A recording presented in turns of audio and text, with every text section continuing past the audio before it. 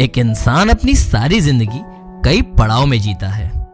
बचपन, स्कूल से लेकर कॉलेज की मस्ती में निकल जाता है, तो वहीं जवानी दोस्ती और करियर के इर्द गिर्द घूमती है। हम सफर से लेकर रिटायरमेंट तक का ये सफर हमें हमेशा आसान ही लगता है, जब तक कोई हादसा हमें हमारी मंजिल की असली कीमत नहीं बताता।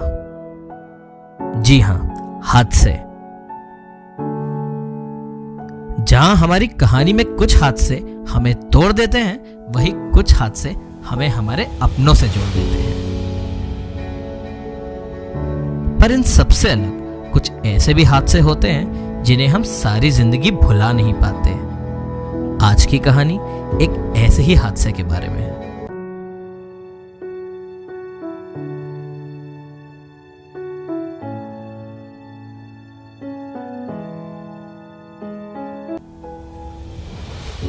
मुकेश जी का जन्म 1976 में जयपुर की एक लोअर मिडिल क्लास फैमिली में हुआ था।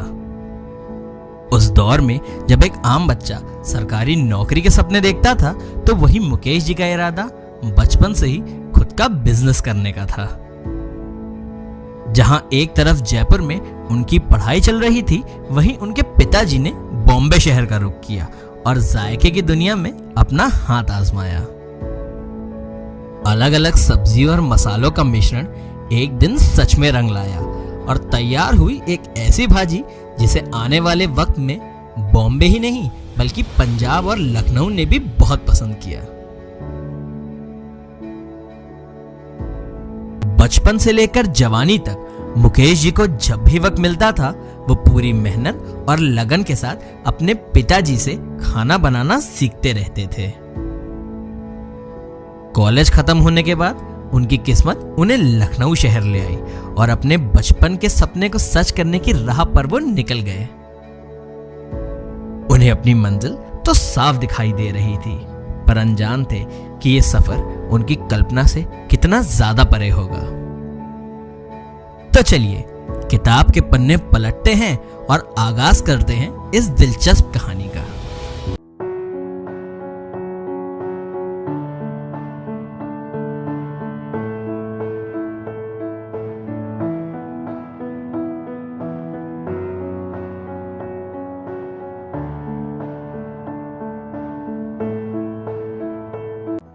मेरा जन्म हुआ है राजस्थान, जयपुर में। जयपुर में मैंने पढ़ाई की है, ग्रेजुएशन की है, एमए की है। फिर अपना सर्विस के लिए भी एग्ज़ाम वगैरह भी तैयारी खूब करी है, खूब की है, खूब पढ़े भी हैं, कंप्यूटर वगैरह सब किया है। जॉब मिल रही थी, जॉब लाइक नहीं की। बिजनेस शुरू से यही रहा है कि बिजनेस करना है, तो पापा वगैरह ये करते ही थे अपना। तो सबसे पहले इनका बॉम्बे में रहे, फिर बॉम्बे से आए, इन्होंने सेटअप लगाया अपना पंजाब में। पंजाब से फिर एक चाचा आए यहाँ पे, उन्होंने यहाँ पे डाला है। तो मैं गया मेरे पापा के साथ में पंजाब, लुधियाना। वहीं से मैंने ये सीखा है।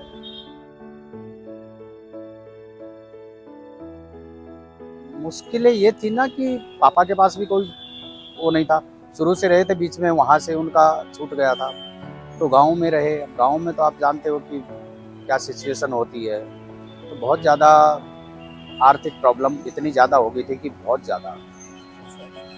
5 भाई हैं, 5 भाइयों को पढ़ाना लिखाना बहुत, तो पापा के लिए बहुत मुश्किल था।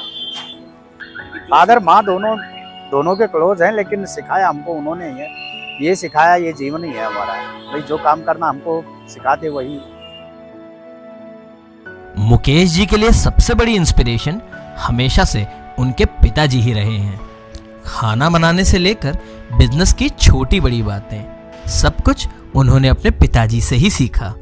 जहां एक तरफ गलती करने पर मुकेश जी के कान खींचे जाते थे, वहीं दूसरी तरफ उनका हौसला बढ़ाने के लिए उनकी पीठ भी जरूर थपथपाई जाती थी। धीरे धीरे उन्हीं के साथ में हम सेट हो गए। उनसे ही सीखा कैसे बनाते हैं, कैसे नहीं बनाते हैं, क्या करते हैं, कैसे करते हैं। बिल्कुल बिल्कुल सारा कुछ उन्हीं से ज्ञान लिया है, उन्होंने सिखाया है। क्योंकि किसी कोई काम वहाँ से तो सीख के आता नहीं है, यहीं पे आके सीखता है। उन्होंने हमको वही ज्ञान हमको काम दे रहा है।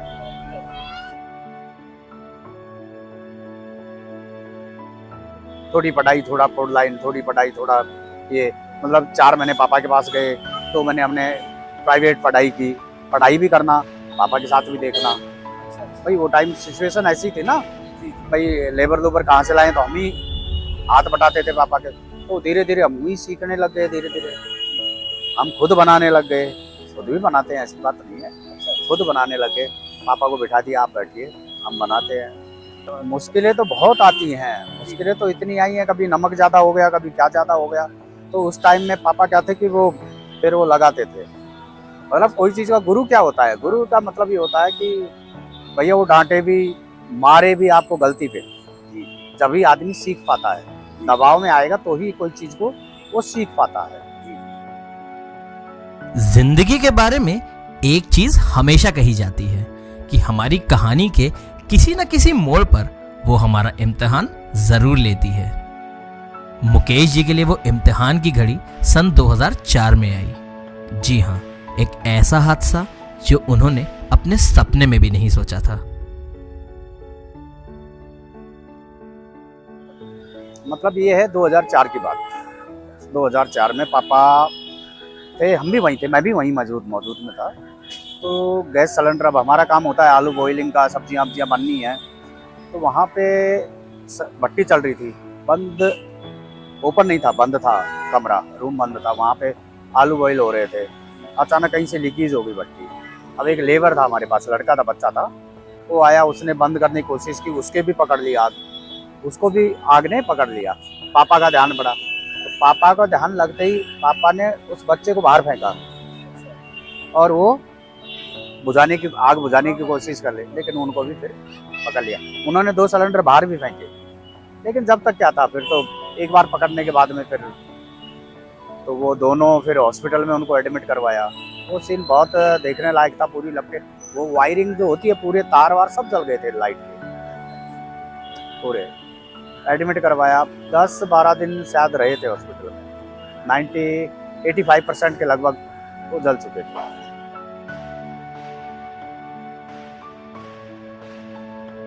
उस दिन ये लगा लो, हम ऊपर थे तो ऊपर से देखा हमने, तो नीचे आग ही आग हो रही है पूरा यूं। तो हमारा बिल्कुल दिमाग ने काम नहीं किया कि क्या करें अब इस सिचुएशन में। वो बिल्कुल पूरे जले हुए थे हमारे सामने की बात है। ऐसे क्या बताएं, मतलब भैया चिल्ला रहे थे, रो रहे थे। तो उस सिचुएशन में हम क्या बताएं, बहुत दुखद घटना थी। हम आए, फिर कैसे जैसे करके उनको हॉस्पिटल पहुंचाया। हॉस्पिटल पहुंचा के फिर एक हॉस्पिटल में करवाया, फिर दूसरे ने, किसी ने बताया भैया वहाँ वो बेस्ट हॉस्पिटल है, वहाँ ले गए, वहाँ एडमिट करवाया, लेकिन फिर बचा नहीं पाया। कहते हैं जिंदगी में जब भी अंधेरे का दौर आता है तो इंसान की अपनी परछाई भी उसका साथ छोड़ देती है। जब इंसान जिंदगी के ऐसे उतार चढ़ाव वाले दौर से गुजर रहा हो, उस वक्त में सिर्फ एक ही चीज उसके काम आती है, फैमिली। मुकेश जी के भी ऐसे मुश्किल वक्त में उनका सबसे ज्यादा साथ उनके चाचा जी और उनके भाई मुकेश और पद्मेश जी ने दिया। वो आज भी मानते हैं कि ना सिर्फ उनकी सफलता में, बल्कि उनके पिताजी के खोने से जो उन्हें बड़ा धक्का लगा था, उससे बाहर निकालने में उनकी फैमिली और विशेष रूप से उनके चाचा जी का बहुत बड़ा हाथ था।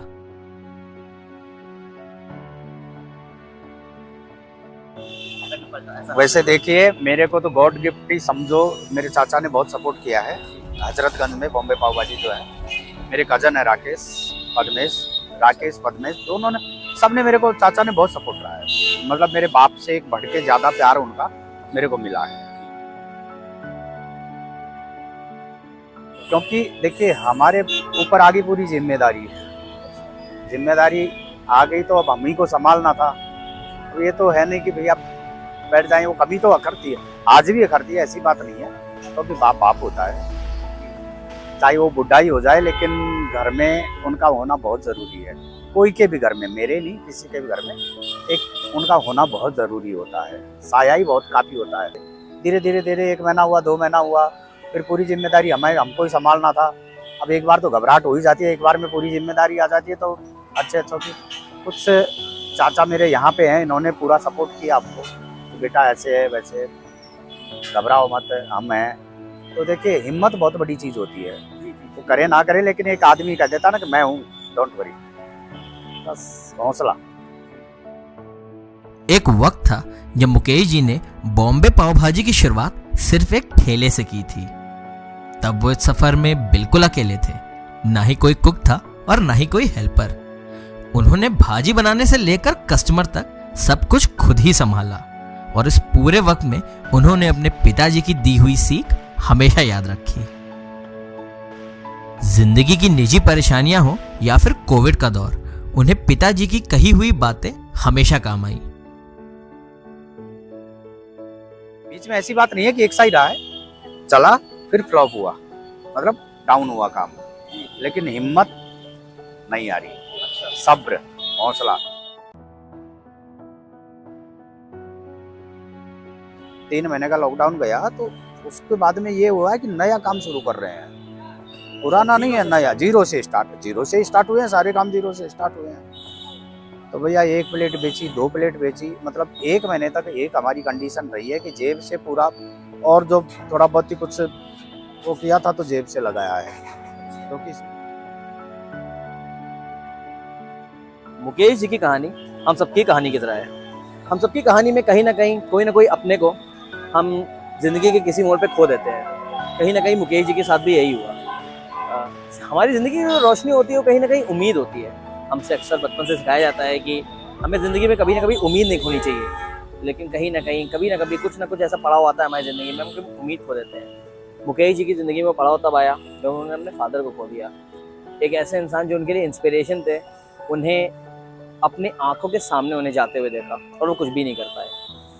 आज कहीं ना कहीं उस इंसिडेंट को अप्रॉक्सीमेटली 18 साल हो चुके हैं, लेकिन आज भी वो उस इंसिडेंट को जब याद करते हैं तो वाकई उनके रोंगटे खड़े हो जाते हैं। तो दोस्तों मैं यही कहूँगा, उनकी कहानी से अगर आप कुछ सीख सकते हो तो आप यही सीख सकते हैं कि ज़िंदगी में कोई भी मुकाम आए, आप कभी भी रुकिएगा नहीं। ज़िंदगी में कितनी भी ज़्यादा से ज़्यादा मुश्किलें आए, आपको आगे चलते रहना है। पानी के बारे में एक बात कही जाती है कि पानी कहीं ज़्यादा देर रुकता है तो कीचड़ सा बन जाता है, लेकिन पानी बहता रहता है तो उसको नदी कहते हैं। तो बस वही चीज़, आप एक नदी की तरह रहिए, पानी की तरह बहते रहिए। छोटी बड़ी मुश्किलें लाइफ में आती रहेंगी, बट वही तो ज़िंदगी का मज़ा है। कहते हैं ना, ज़िंदगी खेलती भी उसी के साथ है जो खिलाड़ी होता है। चलिए इसी मीठी मुस्कान के साथ और इसी थॉट से हम रिव्यू कर लेते हैं यहाँ की पाव भाजी। ये देखिए, ये है यहाँ का पाव और ये है मक्खन में डूबी हुई भाजी। ये देखिए दोस्तों,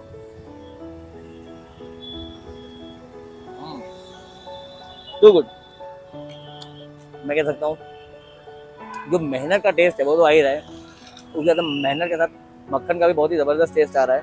अच्छी बात ये है कि इसके रेट्स काफ़ी रीज़नेबल है। 110 रुपये की पाव भाजी है, तो मैं कहूँगा रीज़नेबल रेट में आपको बेहतरीन टेस्ट मिल सकता है। लखनऊ में इसको बेस्ट पाव भाजी का एक मुकाम हासिल हुआ है, तो मैं कह सकता हूँ बिल्कुल वर्थ है। उसके अलावा पाव भाजी के अलावा यहाँ पे पुलाव भाजी भी है जो कि बहुत फेमस है, आपको दिखा देता हूँ। ये देखिए, ये दोस्तों यहाँ की पुलाव भाजी। आइए इसको भी मिक्स करके आपको एक बार टेस्ट करा देता हूँ। ये देखिए,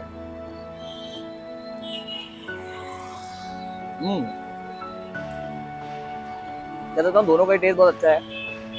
पाव भाजी जैसा मैंने बताया 110 रुपये की है, ये आपको 80 रुपीज़ का मिल जाता है दोस्तों। तो मैं कहूँगा इसका भी रेट बहुत रीजनेबल है, टेस्ट बहुत अच्छा है। सबसे अच्छी बात ये है पुलाव जिस तरह बनाया गया है, जो मसाले का टेस्ट आ रहा है और मटर और जो गार्निशिंग करी गई है धनिया और प्याज वगैरह से, बहुत कमाल की है। तो फाइनली मैं दोस्तों यही कहना चाहूँगा, यहाँ आइए, पाव भाजी भी ज़रूर खाइए, पुलाव भाजी भी ज़रूर खाइए, और ज़िंदगी में कुछ भी हो जाए उम्मीद का रास्ता मत छोड़िए दोस्तों, क्योंकि ज़िंदगी में कभी ना कहीं उम्मीद ही आपको काम आने वाली है।